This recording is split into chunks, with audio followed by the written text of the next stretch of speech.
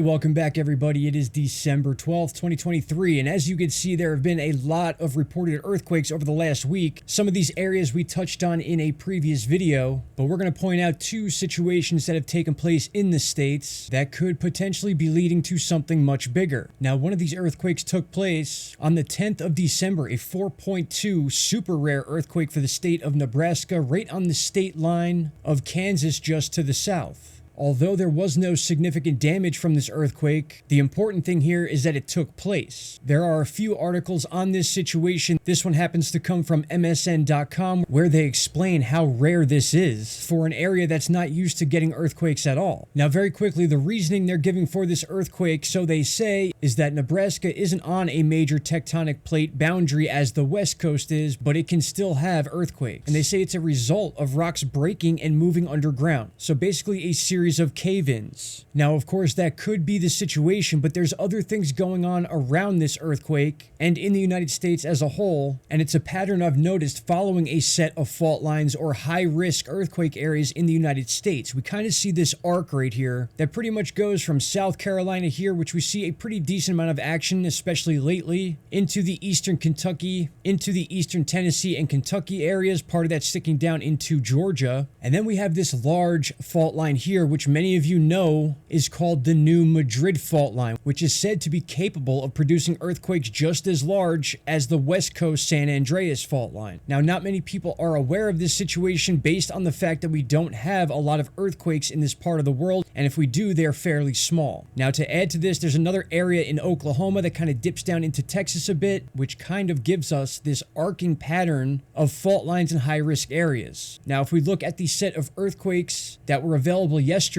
where the arrows are pointing right down here, we see this pattern being followed by earthquake reports that begin here in the Carolinas and follow each one of these risk areas all the way down into Texas. That is why I made this graph here, so you can kind of relate the actual fault lines that exist to where the most recent earthquakes have been taking place. And then also in this chart, we see up here this larger blue circle, that is the Nebraska quake we were just talking about. So I'm going to bring these two charts up together. The one on the right here is showing that New Madrid fault line, which you could see in this deep red color, which kind of highlights an area of where the significant damage would be if a large earthquake struck the New Madrid, and these areas outside the red are where the shaking would have been felt. Now, with that said, if we take a look once again at the pattern of earthquakes that have taken place over the last few days, more specifically the arc we were just talking about, and then soon after the last earthquake of this set took place, we then had that Nebraska earthquake followed by another rare earthquake, which was a little smaller than Nebraska, but South Dakota registered a 3.0 earthquake and had some articles written about it because of the rarity of the situation. Now, some of you may be saying, well, what's the point of even talking about a 3.0 earthquake? It's very small. It's not a big deal. Well, the deal is that we are seeing these earthquakes taking place in very rare spots, and they're also happening in groups.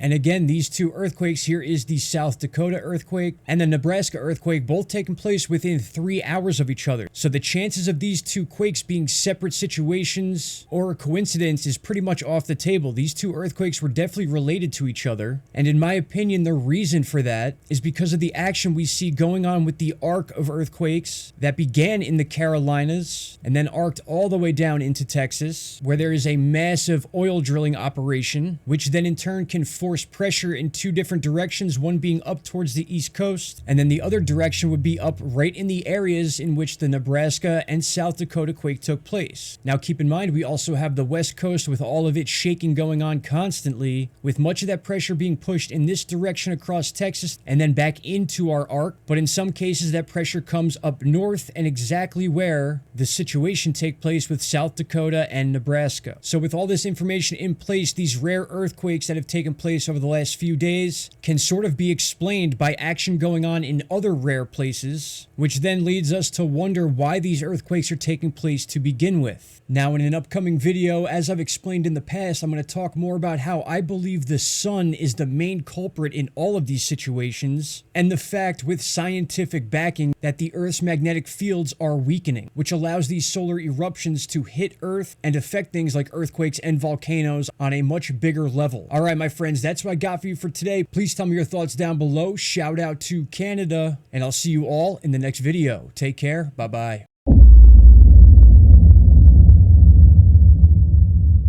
Stop right there, my friends. If you have not already, click that subscribe button and don't forget to hit the bell icon. Click all and you will get all notifications from this channel. And trust me, you won't be disappointed.